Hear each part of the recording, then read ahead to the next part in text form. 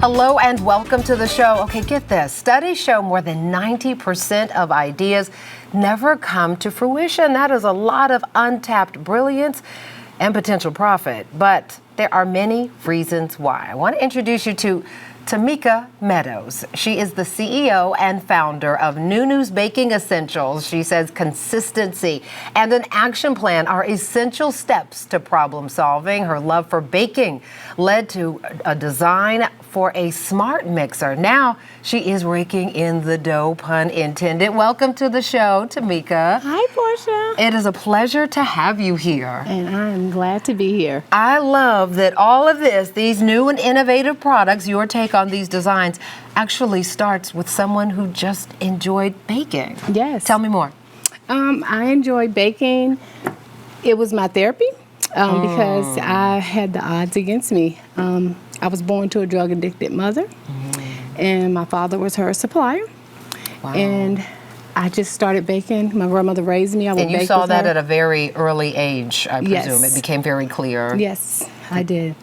And so grandma steps in because that's what good grandmas do, right? When Absolutely. there's, challenges in the family. Yes. And grandma teaches you to bake. Was she just spending time with you, or did you guys have conversations about this?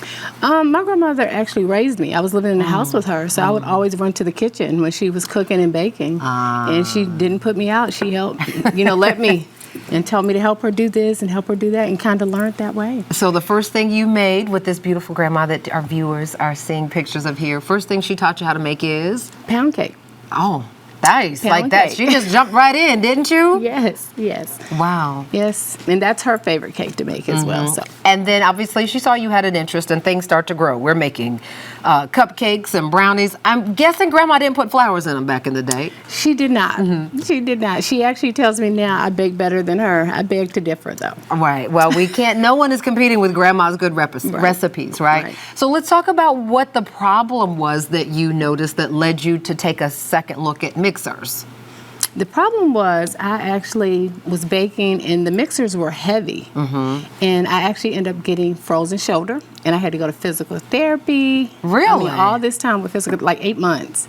And I was like, what is going on? And I just And this came was to the just through realization. recreational baking, or you were baking for others? And so, this was obviously, that's a lot of use if it caused some health issues. Yes, I used to bake just doing pop-ups, but then my mother, same mother, she was on her hospice bed. And she was telling me I needed to make my cupcakes make me famous. So after that, I came back after she passed away, and I just started baking. And I was baking and doing it as a business from my home. Right. So of course, I'm doing a lot of heavy-duty baking at home. Right. So you saw, what was the problem you saw? Well, you said that it was the weight. It was the weight. So tell me how you get to the solution part. I started researching how I could make something better for me, like to make it lighter. And then just as I'm thinking of stuff lighter, what else can I do for bakers that make it easy? Because we're in the kitchen. We know what we need and what we don't need. And stuff that you use, did somebody make this? Because a person that design something that actually do it can create it better than anybody. So tell me what else that you changed then about the design, because there's going to be some weight anyway, but there's a lot of components going on, right? Right. So explain what else you changed. Well, if you notice, it's kind of quiet. I just cut it on. And we have built-in features. We have like a dough hook, which, you can do your cookies or your bread. We have a mixing blade. We also have an egg whisk, which the egg whisk is on there now. Oh, wow. And we have an LED light on there. Oh, nice. So I get it. So you can see all the little ingredients. But I'm assuming that's why you put the LED light, right? So you can see all the stuff. You can see down in the bowl, because I have a very big bowl compared to a lot of mixers. So you can see I was going to say, this is giving double XL on the bowl. Like you are clearly going to be. You can do 3 pound cakes in this bowl.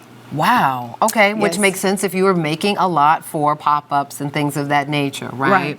What else did you want to make sure you were bringing home? We also have fermentation on here. We have a timer on here. The fermentation is built in. Yeah, I was going to say, tell me more, because for the non-bakers, how do you build that in? What's going on here? Yes, you put after you mix your dough in here, all your ingredients that you're going to mix your dough, you can leave it in this mixer. And then you're just going to hit your fermentation on here. Your fermentation here. and it puts 60 minutes automatically, and then it has it at 21 degrees here, and you just leave it. I actually put like a towel over it, and then I just leave it and come back. When I come back, your dough has risen. Got it. And you're ready to bake. Normally that would be, how much time and effort did that save you being able to do that all in one? Again, for the non-bakers who are like, I'm supposed to ferment what? Go ahead. Well, some people do fermentation and they leave it for hours. Yeah. Sometime overnight. This does it in an hour. Okay. So if you need to bake quicker, you just have to take an hour instead of taking multiple hours. So how did you figure this out, right? Because there's a chemistry to making food taste good, but there's a science, right, to figuring out how you're going to build all of this into something. Yes. How did you figure that part out? What I figured out, all bakers don't do the same thing. Like, I am not a bread maker. I do pastries, as you can see. As I can see. Yeah, but what I did is when I did my research, I researched all type of bakers and what they may bake. And I was like, what can I put into this mixer? Not only what I want, but every baker, no matter what you bake. Yeah. So that's kind of how I came up with the different built-in features to be able to cater to every baker. And in that research, for the small business owners out there who are trying to learn, like, how do you compare and say, oh, okay, no, that's looking good. That looks like something I would do. Oh, let me stay away from that. How do you figure out sort of the potential problems that can come up when you're trying to innovate something that's sort of already on the market? What I did is I also reached out to my baker friends and my baker community, and I would ask them different questions that they would like to see in a mixer, or what is like things that was hard for them as a baker, or something that can make it easier. So I compiled all the different people I talked to plus myself, and that's how I came up with the different designs and what to put in the it. feedback you're getting on the product, I mean, I'm going to try the cookie, Okay. but the feedback you're getting on the actual design, what's that like? They absolutely love it. The bakers, and they love the bowl is big. They love that everything is built in. And it has a timer on it, so you can time it and walk away, and it's going to cut off automatically, so you don't have to worry about over baking. That's not common? Over mixing, no. Really? It's I would have not. thought that was like cut off. Because you're sitting here trying to make sure you don't over mix, but now you can just hit the button and walk away. Makes sense when nobody's walking away from these cupcakes. Right. This is fantastic. Okay, listen. Good information. Coming up, Constance Serrano Del Toro will join the conversation. She makes her money babysitting at the airport, sometimes at the cruise port. But listen, it's not the kids she's watching. Find out what she keeps up with right after the break. Ah, so you like the show, huh? Then let's connect on social media. Check us out on Facebook, X, and Instagram at Portia TV Show.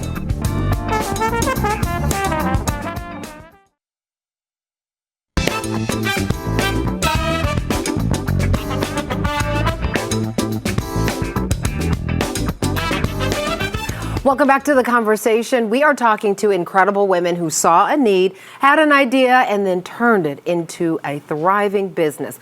Now I want you to meet Constance Serrano Del Toro. Before the break, we mentioned she babysits. No, it's not the kids, but something else you definitely cannot afford to lose, especially when you are traveling. Welcome, Constance. Thank you, Portia. So good to have you here. Thanks for having me. All right, let's talk about it. Okay. What are you babysitting? I babysit bags, luggage. Literally. How did you, because I know there are folks who are like, yes, why didn't I think of that?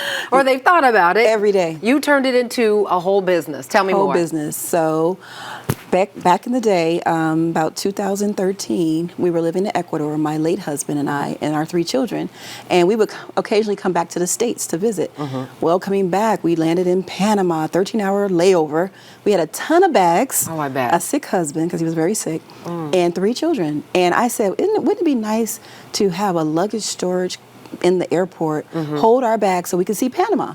Well, fast forward, that did not happen. We ended up getting a $300 hotel just to get out of a hot airport. So fast forward, we moved back to the States in 2017. I was looking for a job as a paralegal, could not find one, and my husband came and said, what about that idea you had? And so as a researcher, I decided to go online and research luggage storage Orlando. Number one question. I should point out, Yes. this is just some of the luggage from that's that some of the trip, luggage. right? Yes, that's Go ahead. Hector. And so fast forward, I researched, and everywhere I looked, every page, is there someone that can hold my luggage? Is there someone that can hold my luggage? Yeah. A lot of people were going on cruises, They disembark from the cruise at 7, 8 in the morning, late flight, 9 o'clock at night. Needed somewhere to babysit Right, that luggage. yeah. And so we came up with that niche. And a $20 Facebook ad. And 10 years later, we built a mega business. And you're based out of Orlando, right? Orlando International Airport. So how do you then pitch those kinds of ideas on a large scale, right? Because Right. A, there's the trust, B, there's the capital, C, there's just the reputation. How do you make this pitch? We had to build a whole brand. Yeah. And that's, like you said, the security, the reputation. So every time I pitched it to the CEO of the airport, the then CEO, Phil Brown, he was basically constant, there's a gray area, the chain of custody, right? Yeah. Well, I basically said, listen, when people are sitting in that airport, there's no one watching their bags. So it's the chain of custody is leaving that bag with me, bringing it back to the airport. So basically, we went around all that, got the permits, went through the mayor's office. They went back and forth, and next thing you know, they introduced us with a pilot program just to see and test the viability See how this of is it, going to work. and it worked. So I have to imagine there were some lessons learned, like, ooh, here's what we got to do differently. Here's how give me an example of a problem you discovered after you get the thumbs up and how you solved it. We were so excited when we first got those 2 bags. You'll see us with the contract in our hand, and we got those 2 bags. We're looking at those 2 bags, and we're like, where there's 2, there's 4. Where there's 4, there's 6. Yeah. Well, bless Hector's heart, he would throw those bags in the car, just throw them in and bring them to the storage unit. We were like, you didn't tag the bags. So the Right. lesson Oh, was, right. we got to get a tagging system. Yeah. They all look alike. And it was one big lesson that we could have given the wrong bags to the wrong person. Right, so, but you did not. But we Everyone did got not. the luggage they were Everybody supposed got to the get. luggage. But that was a lesson. That was a hard lesson. Yeah. So that showed me that we had to build the technology behind the brand. And so we built a beautiful technology behind the brand. We have not lost one bag in 10 years. And then the customers become international, right? Like They're all international. They find us online from the UK, Brazil, China, Asia. We were operating out of our house, by the way, when we first started. So imagine at 3 in the morning knocking on our door. Wait, no, they're not supposed to show up at the house. They showed up at the house. That's when we knew we had to get into the airport or some facility. Right. Even getting our occupational license. Well, I feel like there was a lesson learned about strangers showing up at the house with their luggage. That scared me. It was like, no. So that's when we decided we were just testing it out. Yeah. So it was a worked. test. It worked because this was a problem that needed to be solved. So 10 years later, we have held thousands of bags. We might hold about 300 to 400 bags a day.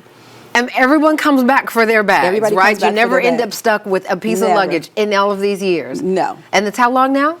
2017 till now. Wow, that is Yes. amazing. Yes. Is this fun?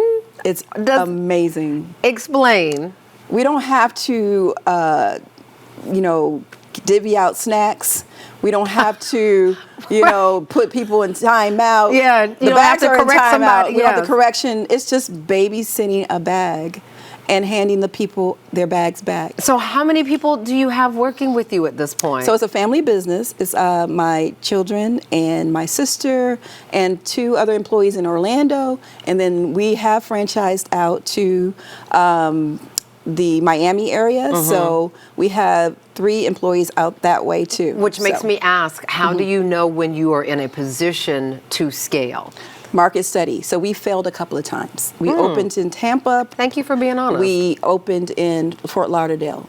Flopped. What did you learn from the flop? We learned that we should grow deeper and then grow out. What does that mean? Meaning, take what we have and make that more lucrative. Okay. Build that up. So we went back to the drawing board, building up building up Orlando, building up Miami, getting that to a solid, stable position, and then branching out. Now we are in talks with a pilot program at the Hartsfield.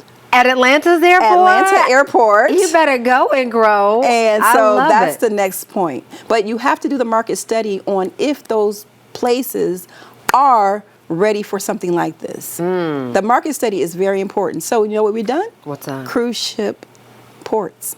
That makes perfect sense, right? Because you get a Cruise port ship and you're out there ports. all day. You do not want to have to try to keep up with this, but you want to get out and see the rest of it. That's right. And the feedback, I guess, it must be good because you're still growing. We're growing. Congratulations. Thank you, This thank is you. We took a amazing. niche and we solved a problem. You sure did. Congratulations. Thank All you. right. After the break, Tamika returns to the conversation along with Constance. And together, they're dropping even more gems about how they turn their dreams into profitable realities. More good conversation right after the break.